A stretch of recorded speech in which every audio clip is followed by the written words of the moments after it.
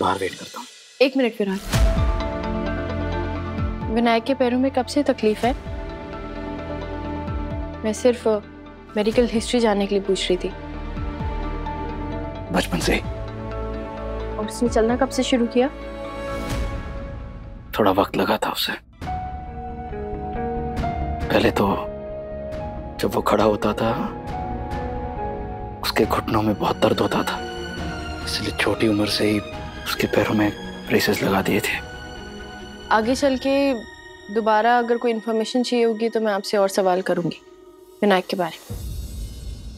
मीनू, अब तो मैं याद आने वाली हूँ और तुम भी मुझसे रोज मिलने आओगे ना? तो ये होगा हमारा अड्डा। वाह सभी, हमारा अड्डा तो कितना सुंदर है ना? एकदम मस्त मस्त। अरे सभी, तुम तो बिल्कुल मेरी बड़ी आजी जैसी हो, वो भी हर बात पे ऐसी कहती। मस्त है मस्त।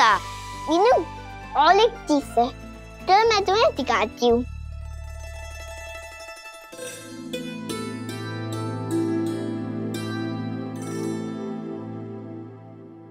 ये क्या है?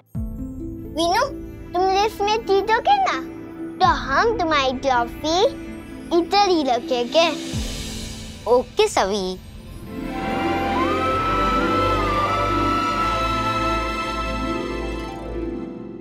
ये ड्रेस तो बहुत सुंदर है सभी। है ना? ये मैंने किसी स्पेशल डे के संभाल के रखी है। सभी, मैं तुम्हें बताऊं, तुम्हें ये ड्रेस कब पहननी चाहिए? कब? परसों। परसों ना मेरे मामा और बाबा का बहुत स्पेशल डे है। उस दिन ना हमारे घर में पार्टी होगी, तो उस दिन तुम यही ड्रेस पहन के हमारे घर आना। नहीं नहीं नहीं नहीं, तब मेरे बाबा मुझसे मिलने आएंगे ना तभी मैं ये ड्रेस पहनूंगी। वही स्पेशल डे के मैंने ये संभाल के रखी है। अच्छा ठीक है बाबा, कोई और ड्रेस पहन के आ जाना, लेकिन पार्टी में जरूर आना। हाँ आऊंगी पापा, आऊंगी। वीनू, चलो आ जाओ।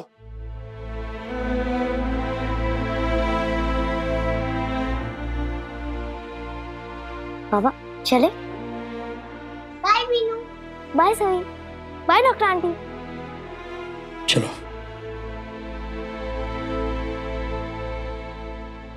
सभी, बहुत खेल लिया, अब पढ़ाई करेंगे। और मैं ऑनलाइन जॉब्स ढूंढूंगी। चल, गो गेट योर बैग। नमस्ते। नमस्ते। नमस्ते। वहीनी, अब शांत हो जाइए। आपको भी अनाथ आश्रम भी जाना है ना, वो डोनेशन ड्राइव के लिए। काकू, आप रेडी हैं? विराट भी वीनू को लेकर आने वाले होंगे। हाँ बस विराट के आते ही हम चलते हैं। सच में बहनी, आप कितनी पुण्य का काम कर रही है। जब से उस आश्रम ने हमें दूसरा विनायक दिया है, तब से आप उस आश्रम की कितनी सेवा कर रही हैं, कितनी मदद कर रही है। हम सबको गर्व हो रहा है। अश्विनी, तुझे सिर्फ मुझ पर नहीं, अपने बेटे पर भी गर्व होना चाहिए। उसने भी अनाथ आश्रम का कितना सहयोग किया है। इसलिए तो हर साल मैं विराट और पत्रलेखा को आश्रम लेकर जाती हूँ, और इस साल तो एक नए शिशु सेवा केंद्र का उद्घाटन भी इनके हाथों होने वाला है। भाविनु जैसे बहुत सारे बच्चे आते हैं, हम उनका बचपन से ही बहुत अच्छे से इलाज करेंगे। अरे सही, यहाँ पे एक अनाथ आश्रम में शिशु सेवा केंद्र खुला है। उन लोगों को एक डॉक्टर की जरूरत है, तो वहाँ हो क्यों नहीं आती है? ये देख।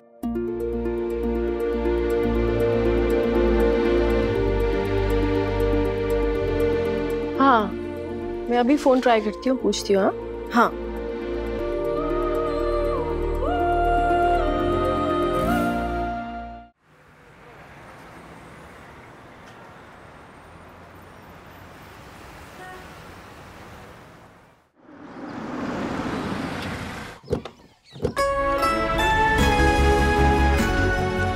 नमस्ते। नमस्ते नमस्ते।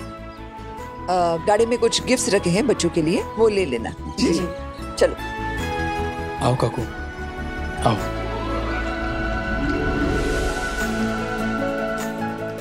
नमस्ते नमस्ते, कैसे हो बच्चों? हाँ, विनायक नहीं आया? आज वो थोड़ा सा बिजी है। अगली बार जरूर आएगा। नमस्कार Bhavani ji. Hello mister Mrs Chauhan. नमस्ते।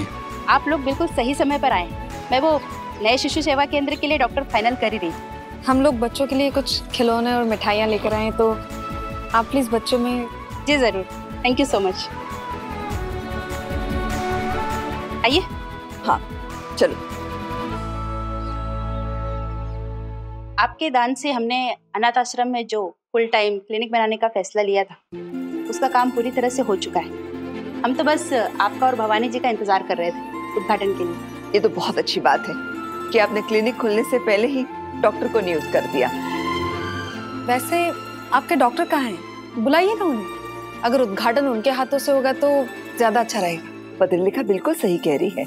आखिर ये जिम्मेदारी डॉक्टर को ही तो निभानी है। हम चाहते थे कि विराट जी जो इस शहर के जाने माने आईपीएस ऑफिसर हैं, अगर उद्घाटन इनके हाथों से होता तो हमें गर्व महसूस होता। मैम, भगवान के बाद अगर कोई होता है तो वो डॉक्टर होता है। जब भी मौका मिले हमें उन्हें सम्मानित करना चाहिए। विराट ठीक कह रहे हैं। एक काम करते हैं, विराट और आपके डॉक्टर हम उन दोनों के हाथों से उद्घाटन करवा लेते हैं, अगर आपको कोई प्रॉब्लम ना हो तो। नहीं नहीं, ये तो बहुत ही अच्छा आइडिया है। सुनीता, जाओ डॉक्टर मैडम को बुला के लाओ। पत्रलेखा, ये बात तो है, किसी भी समस्या का समाधान कैसे करना है ये तू बखूबी जानती है।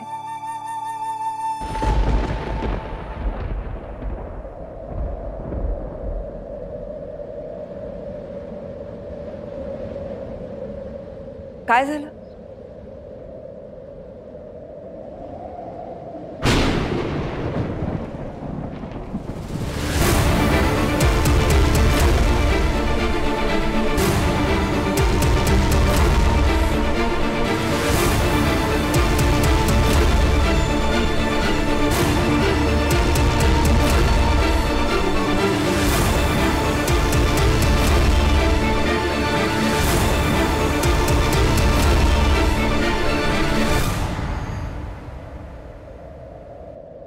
सुनीता, तुम जाओ। अब ये है डॉक्टर सई जोशी। हम बड़े नसीब वाले हैं कि इन्होंने इस पोस्ट के लिए अप्लाई किया। डॉक्टर सई न केवल अपनी बैच की टॉपर रही हैं, बल्कि अपने कॉलेज की रैंकिंग होल्डर भी रही हैं। और इनके रिपोर्ट्स देखकर तो पता चल ही जाता है कि ये कितनी अच्छी डॉक्टर है। डॉक्टर सई, ये है भवानी नागेश चौहान जी, हमारे क्षेत्र के आमदार। और ये हैं उनके भतीजे आईपीएस विराट चौहान जी। और ये हैं उनकी पत्नी पत्रलेखा चौहान जी।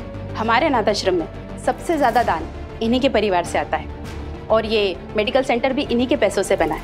इसलिए मैंने सोचा कि आपको इनसे मिलवाना चाहिए। स्वाति जी, ये आपने ठीक नहीं किया। क्या ठीक नहीं किया भवानी जी? आपको इसे डॉक्टर नहीं नियुक्त करना चाहिए था।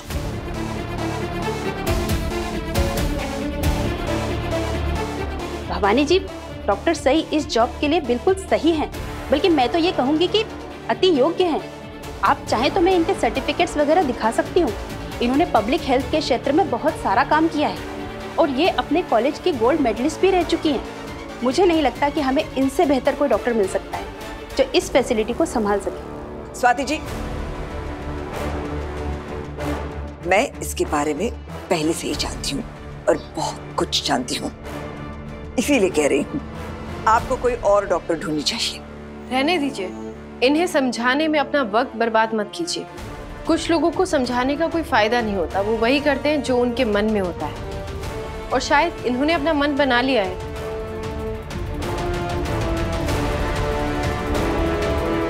थैंक यू सो मच, आपने मुझे इस जॉब के काबिल समझा, लेकिन आपको अपनी खोज जारी रखनी होगी। डॉक्टर जोशी, सुनिए तो, बात करते हैं ना। सुनिए, ये आपने ठीक नहीं किया। नहीं कर रही है ठीक आप। तेरा मतलब क्या है विराट? काकू सही एक बहुत ही काबिल डॉक्टर है, और ये बात मैं बहुत अच्छे से जानता हूँ, क्योंकि वो मेरे बेटे की डॉक्टर है। स्वाति जी ने बिल्कुल सही किया है डॉक्टर जोशी को नियुक्त करके। सही इस मेडिकल सेंटर को बहुत अच्छे से संभालेगी। लगता है तू बहुत कुछ भूल चुका है विराट, लेकिन मैं नहीं भूली हूँ। जो लोग अपनी अतीत की गलतियों से सीख नहीं लेते, वो अक्सर दूसरों के लिए सीख बन जाते हैं। इसलिए आगाह कर रही हूँ, कोई भी फैसला ऐसा मत लेना जिसकी वजह से तुझे आगे चलकर पछताना पड़े। काकू अब पुरानी बातें ना ही करे, उसी में समझदारी है। गुजरे हुए कल को गुजर जाने दीजिए। आज नया दिन है, नई सोच के साथ शुरुआत करते हैं। डॉक्टर सई जोशी ही इस जॉब के लिए सही है।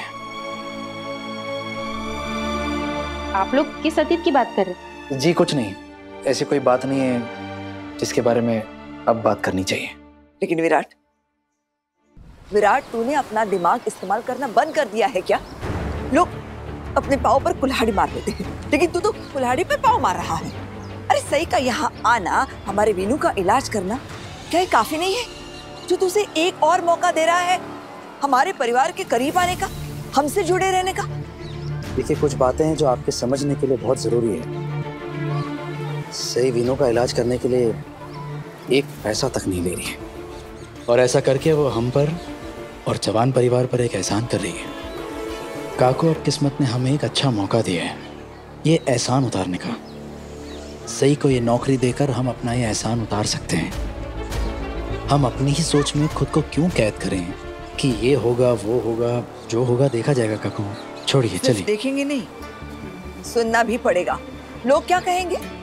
हमारे खानदान का नाम खराब हो जाएगा। और सही का मुझे कोई भरोसा नहीं है, वो कभी भी कुछ भी कर सकती है। पत्रलेखा जी, क्या कोई ऐसी बात है जो मुझे नहीं पता? नहीं मैम, ऐसा कुछ नहीं है।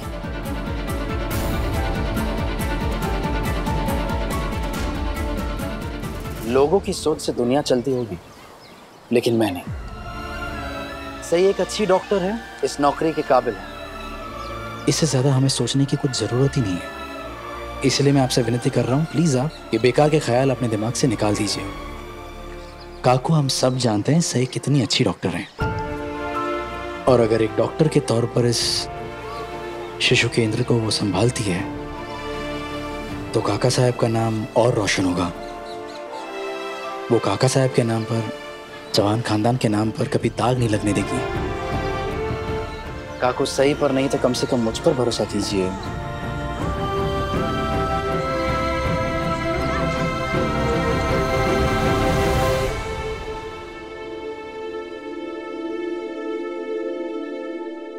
स्वाति जी, आप डॉक्टर सई जोशी को अपॉइंट कर सकती हैं। विराट, तुमने देर कर दी है। सही चली गई यहाँ से। क्या?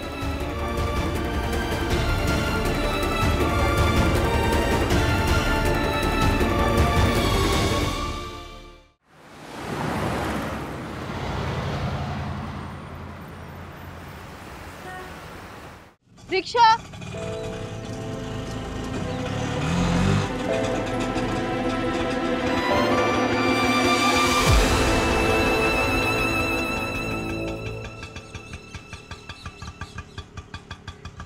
भाऊ, मैडम को टाइम लगेगा। अब मुझे क्यों रोक रहे हैं? अब क्या चाहिए आपको? काकू से बात कर ली है मैंने, तुम यहाँ जॉब कर सकती हो। चलो। Excuse me?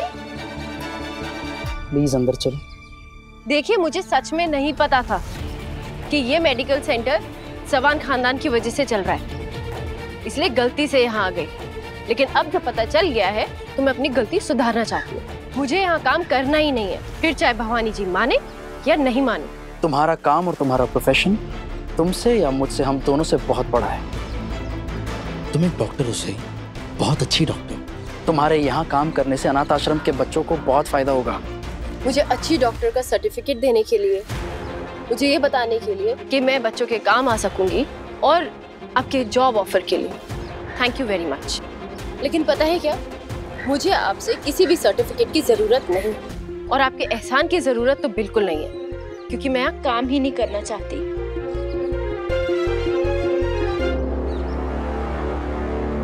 कोई तुम पर एहसान नहीं कर रहा है, बल्कि इस अनाथ आश्रम में काम करके तुम न जाने कितने बच्चों की जिंदगी संवार दोगी। आप क्यों चाहते हैं कि मैं आपका ये जॉब लूं? अब देखिए, मैं विनायक का इलाज कर कर आप पर कोई एहसान नहीं कर रही हूँ, इसलिए प्लीज अपने मन से इस बोझ को उतार दीजिए। और मुझे मेरे हाल पे छोड़ दीजिए। मेरे लिए, मेरी बेटी के लिए मैं काफी हूँ। मैं फिर कहीं जॉब के लिए अप्लाई करूंगी, मुझे फिर जॉब मिल जाएगी। कॉस मिल जाएगी। तुम इतनी काबिल हो ही कि तुम्हें कोई भी हॉस्पिटल जॉब दे ही देगा, लेकिन मैं चाहता हूँ कि तुम यहाँ काम करो। और मैं ये तुम्हारे या अपने लिए नहीं चाहता हूँ, इस अनाथ आश्रम के बच्चों के लिए चाहता हूँ। मैं नहीं चाहता कि जिस तकलीफ से विनायक गुजरा है कोई और बच्चा गुजरे। मैं हमेशा से यही सोचता रह गया कि काश इस अनाथ आश्रम में भी कोई ऐसा डॉक्टर होता या होती जिसने विनायक को बचपन से ही ट्रीट किया होता, तो आज शायद उसकी हालत इतनी नहीं बिगड़ी हुई होती।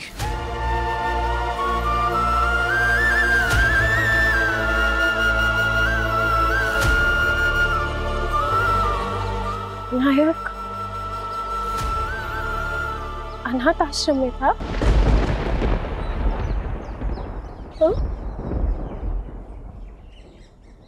हाँ,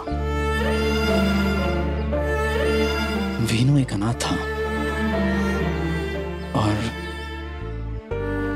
इसी अनाथ आश्रम से मैंने उसे गोद लिया था।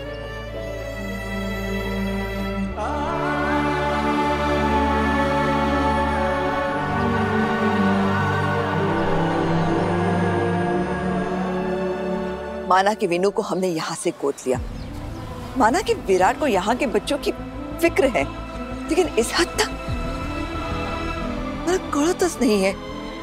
मैं ये नहीं कह रही हूँ कि यहाँ के लिए डॉक्टर नियुक्त मत करो, लेकिन ऐसा भी तो नहीं है ना कि सई के अलावा दुनिया में कोई और डॉक्टर ही नहीं है। पत्र लिखा, तुझे विराट को समझाना होगा कि वो गलत कर रहा है। लेकिन काकू, सई एक बहुत अच्छी डॉक्टर है और इस वक्त उसे नौकरी की जरूरत भी है। पता है परेशानी क्या है? तू अपने पति के हर फैसले में आंख बंद करके उसका साथ देती है। ये बात मुझे भी अच्छी लगती है, लेकिन तुझे समझाना होगा उसे। पत्र लिखा, सई विराट की पहली पत्नी है और मैं वो देख रही हूँ जो तुझे अभी नजर नहीं आ रहा है। जिंदगी के अच्छे बुरे सारे अनुभव जी चुकी हूँ मैं। सही और गलत में फर्क करने के लिए मुझे नतीजे तक पहुंचने की जरूरत नहीं है। एक नजर में समझ जाती हूँ और इसीलिए कह रही हूँ, मत लिखा, सही नाम के इस दीमक को अपनी जिंदगी में न्योता मत दे। वो तेरे आसपास की सारी दुनिया खोखली कर देगी। तेरे रिश्ते को भी अभी भी वक्त है, संभल जा और अपने पति और बच्चे को बचा ले।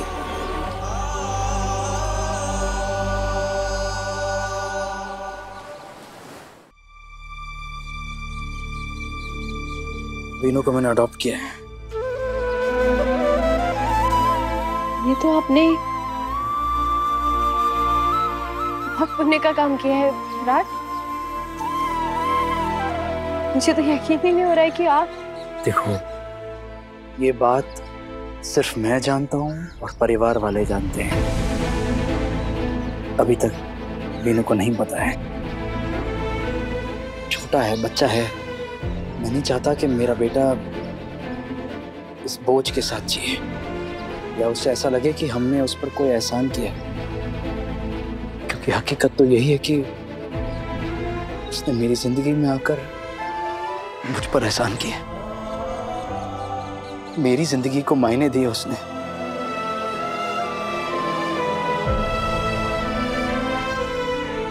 आपने मुझे बताया क्यों नहीं? क्योंकि जरूरी नहीं लगा। वीनू मेरा बेटा है। मुझे किसी को ये बताने की या जताने की जरूरत नहीं है कि मैंने उसे गोद लिया है। और वैसे भी हमने मिलकर तय किया था ना, हम हमारे अतीत की और निजी मामलों की बातें नहीं करेंगे। तय किया था ना। और कैसे मिला विनायक आपको?